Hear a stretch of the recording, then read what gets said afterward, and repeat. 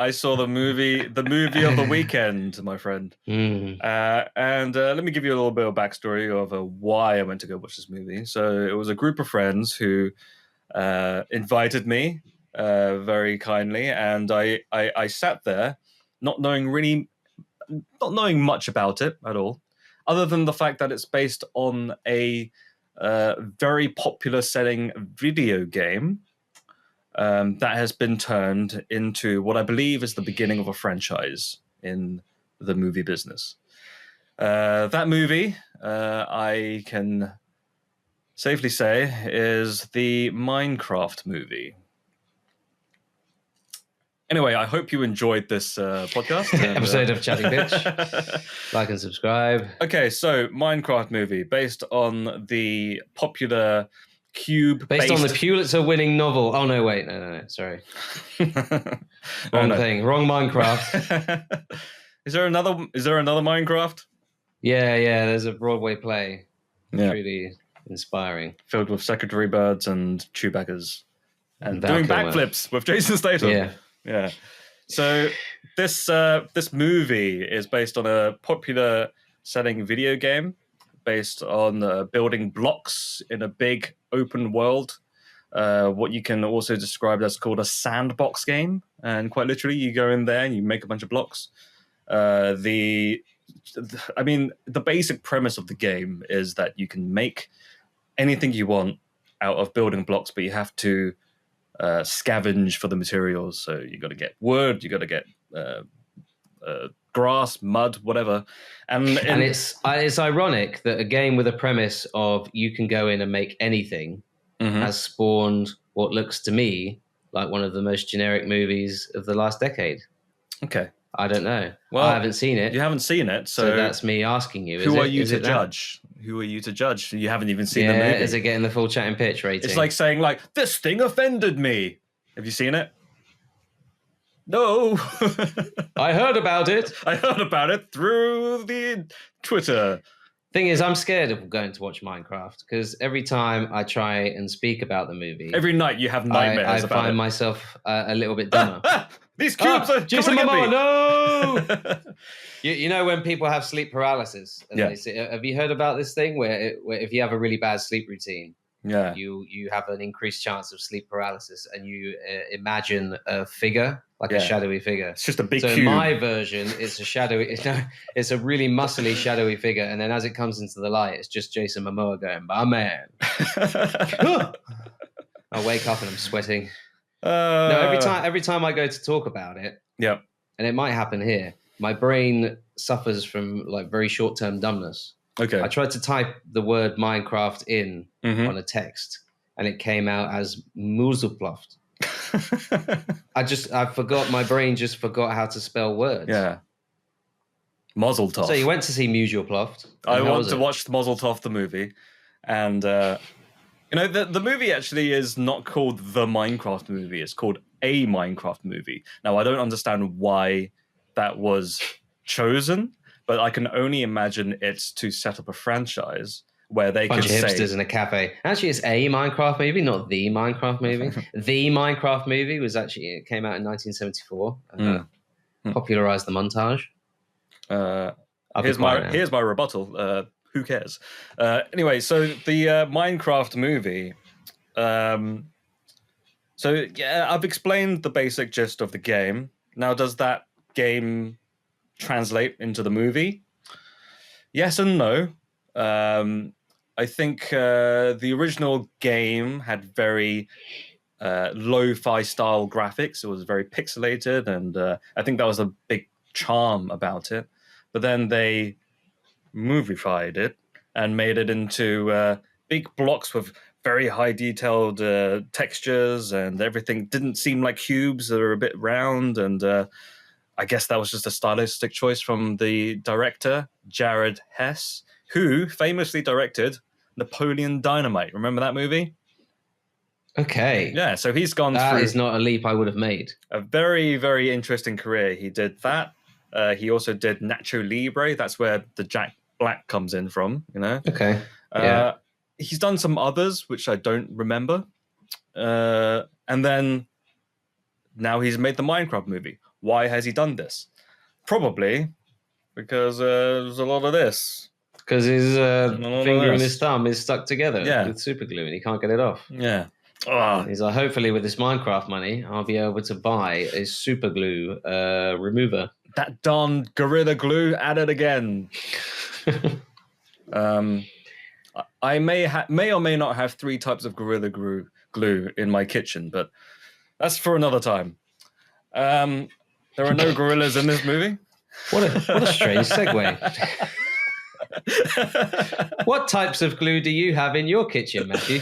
Well, hey, speaking of glue, some of these blocks that they glue together through trying to connect it together. So Jack Black, he's the titular character in the movie. He's also joined by the likes of Jason Momoa. Is he the miner then? Is that the titular character? Okay, so the movie begins with a prologue about how Jack Black got into this world. Now, I'm confident to say that the opening, the prologue, seemed very rushed and felt like I couldn't tell if they were trying to be self-referential to movies that have these prologues, but it just seemed like a massive contrivance, but I didn't know if that was the point of it. So I'm going to paint the picture. He says like, when I was a kid, I found a cube and I touched the cube and it took me to a world. And I went into the world and I could do anything I wanted.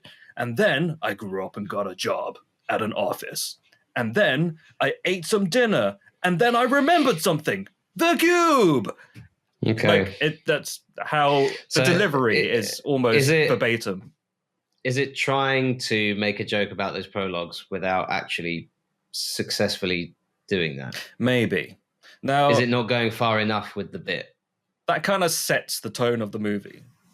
Okay. It's kind of like, we're making a movie, but we don't really care. It's silly. But also, I had to keep reminding myself that this movie wasn't made for me. This movie was made for kids who Hollywood executives, and studio heads, people who want to be offended, who want to go watch the movie to get angry at it, or people who grew up with the movie, with the game, who is a definite demographic in there. When I watched it in a completely full house. It was opening night. Everybody was there. And I will say this, the audience loved it. Okay. Is it a bit like our generation, we had the Pokemon movie? I guess so. Anyone outside of that demographic, anyone outside of that audience would think, what is this? But everyone inside that audience is like, I totally get this. Yep. And I totally invest in it and I love it. I'm not part of the club. So if you think about... I almost said cult. I'm not... Two British podcasters have controversial views on Minecraft. Hashtag cult. Hashtag JK Rowling. The mine cutters or whatever it is. Yeah. That'd be good. We do. If it was the miners, you age out when you get to 18. You're out of the club. Because you forgot how to mine. So anyway, back to the topic at hand, Minecraft movie. So I don't think this movie was made for me, but if you think about that sentiment about what you said about the Pokemon movie back when we were kids, think about this now. If we were our age now, back in the day with the Pokemon movie, would we be feeling the same way? Probably. Yeah. So I don't think this movie was made for us. Now, the movie has spawned a lot of theater reactions as well. So people posting videos of them watching the movie, and people are going crazy over certain references, and they're referencing things from the game, referencing very niche things. I just get in there. It's a whole separate issue, filming yourself whilst in a cinema screen. But anyway, you know what I think, right? I think the studio wants that.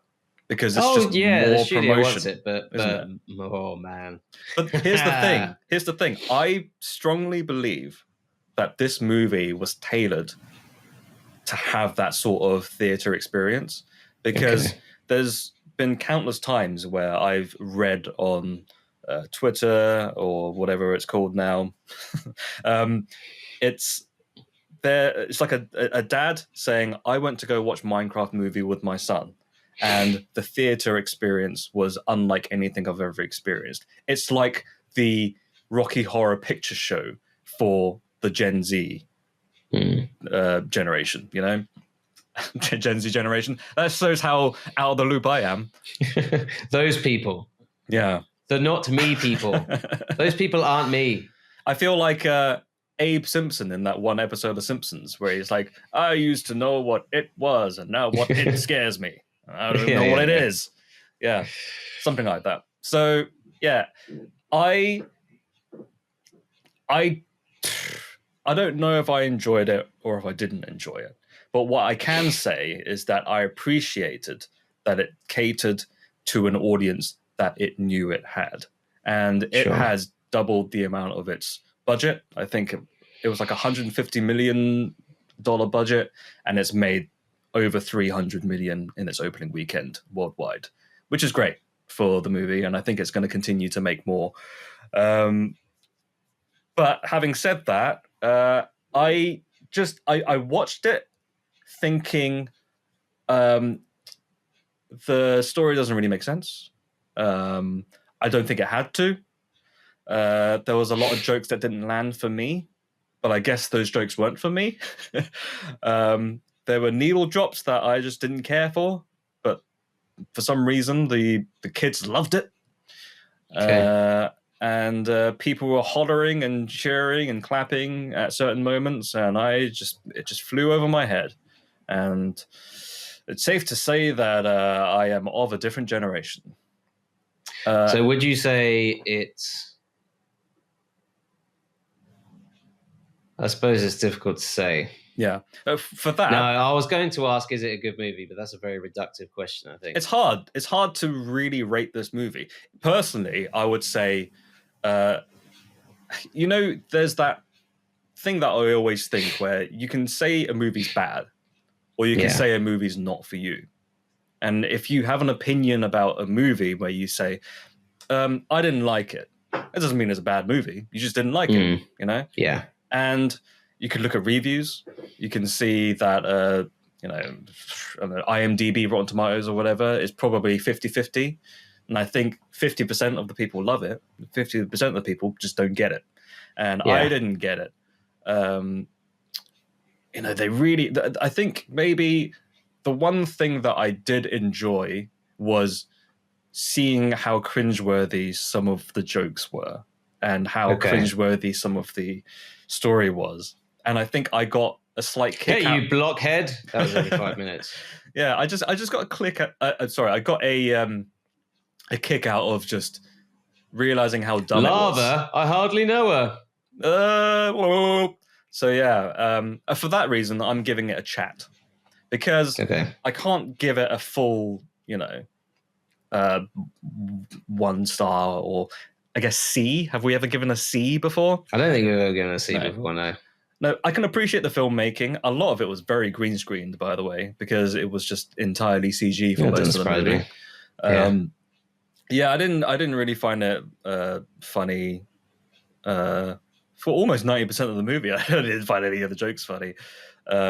Maybe 1 or 2 chuckles, but yeah, I think there was one post-credit scene that I won't spoil for anyone that did genuinely make me think, like, why wasn't this in the movie? This would have been funny, but it just the best bit they left for the end, for the very end, or after the end. But yeah, it was just it's a kids movie, and it's. I'd be interested in your thoughts on this. I thought about this yesterday. If Flow had the advertising budget of Minecraft, do you think it would have done as well financially as it has done critically? No, because I think it was marketing at a different audience. Flow is a very different movie to Minecraft, the movie. I don't think Flow was aimed for kids. I think it's aimed for people who love stories and animation. Genuinely, that's what I think. Minecraft is aimed for kids who love watching like Subway Surfers with people cooking and slime and slop and quicksand or whatever it is these kids like to watch these days. And then it's designed for people to go on their phones constantly. And I was going to say, do you have to pay attention? Because what I liked about Flow is that it didn't really talk down to its audience, and it just was. Yeah, it allowed itself to just exist. Yeah, it's just played out. It was something different, but it wasn't. Some films consciously go out to be different and make a big thing about how they are different, whereas Flow just was. Yeah. It just was, and it was very much if the movie had a personality, it would be very much in a non-confrontational way. It would be like, hey, if you like me, that's great. If you don't, that's fine. Yeah. But I'm going to do my thing over here. It's the same as Minecraft, I guess, just with a bigger budget. If you like it, you like it. Yeah, I guess, yeah. If you don't, you don't.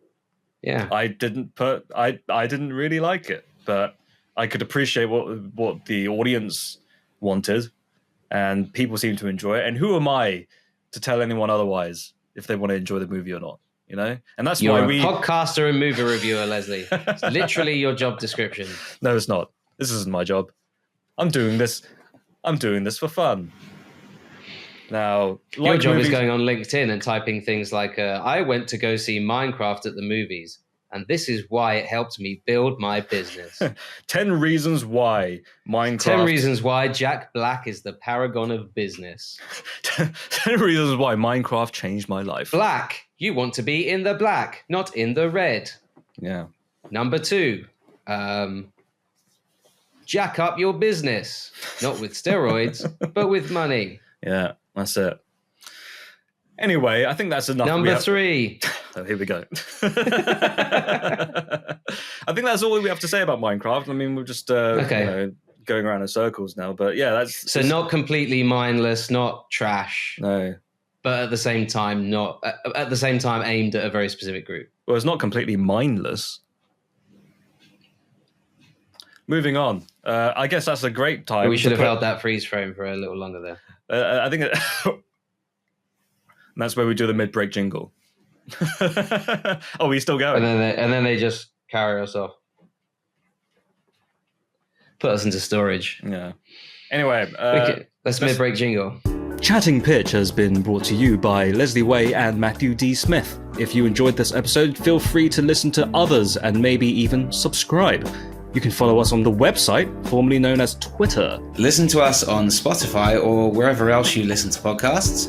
Leslie and Matthew have their own side hustles as well. Feel free to check out Leslie's YouTube channel or Matthew's Medium blog. Links in the description. If you want anything else, we might have other links in the description if we think of anything interesting to add. Thank you for listening. I love you.